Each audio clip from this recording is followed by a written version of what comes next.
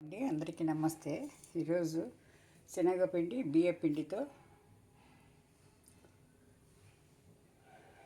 జంతికలు చేస్తున్నానండి.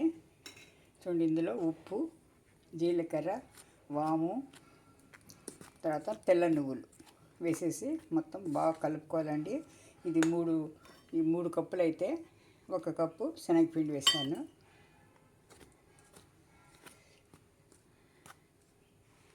ఈ బియ్య పిండిని బాగా మొత్తం కలుపుకొని మనము వెన్న కొద్దిగా పెట్టానండి పొద్దున్న. వెన్న కొద్దిగా నూనె కూడా వేసుకోవచ్చు ఇష్టమైన వాళ్ళు. ఇప్పుడు నేను పొద్దున్నే తీసాను కాబట్టి ఫ్రెష్ మీగడ వెన్న తీసాను కాబట్టి వేస్తున్నాను. నేను గోరువెచ్చని నీళ్ళల్లో కలుపుకోండి.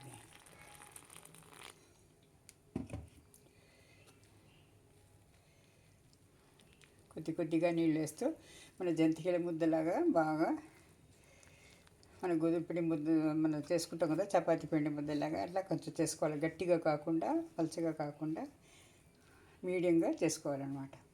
చూడండి, ఇలా కలిపి 10 నిమిషాలు రెస్ట్ ఇచ్చిన తర్వాత ఇప్పుడు చేస్తున్నానండి. ఈ జంతికల గిద్దలకి వచ్చింది నూనె రాసుకొని ఇలా రాసుకోవాలండి. తేలిగ్గా దిగిపోతుంది. రెస్ట్ ఇస్తే ఒక 10 నిమిషాలు బాగా షైనింగ్గా వస్తాయండి. చూడండి, ఇలా మనము డైరెక్ట్గా కాకుండా ఇలా అచ్చుల్లో వేసుకొని మనము ఒకటి ఇలా వేసుకోవాలన్నమాట. చూడండి, ఇలా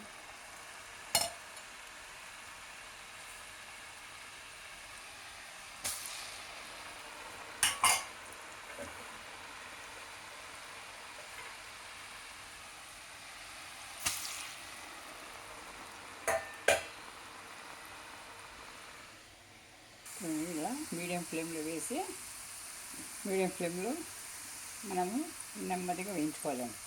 హై ఫ్లేమ్లో పెట్టద్దండి, తొందరగా బయట ఇదైపోయి లోపల వచ్చి పచ్చిగా ఉంటుందండి. అందుకని మనము మీడియం ఫ్లేమ్లో పెట్టుకోవాలి. మరీ లో ఫ్లేమ్లో కూడా అవసరం లేదు. మీడియం ఫ్లేమ్లో పెట్టుకొని వేయించుకోవాలి. ఇలా ఒకటి అన్నీ వేయించుకోవాలి. ఇలాగే చక్కగా వస్తాయి. పిండిని 10 నిమిషాలు రెస్ట్ ఇస్తే బాగా నైస్గా దిగిపోతుందండి. మళ్ళీ ఇలా మనం అచ్చుల్లో వేసుకొని అందులో వేసుకోవచ్చు. డైరెక్ట్గా అయితే మనకు చేతులు ఆవిరికి మడుతాయి కదా, అందుకని ఇలా వేసుకోవాలి. చూడండి, ఇలా తవ్వలతో 3తో ఇన్ని అయినాయండి. ఇది చివరి అవుతా ఉంది.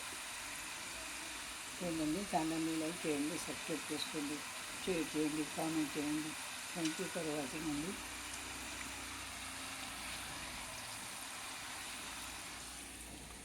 బాగుంది బాగలేదు చూసి కామెంట్ చేయండి, షేర్ చేయండి. ఇవి వచ్చాయండి. ఆ రెండు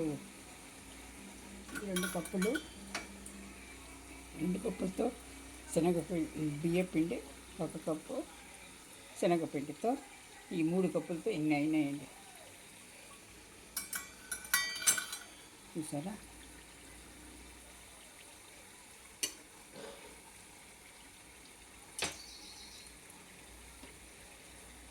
Thank you for watching and thank you.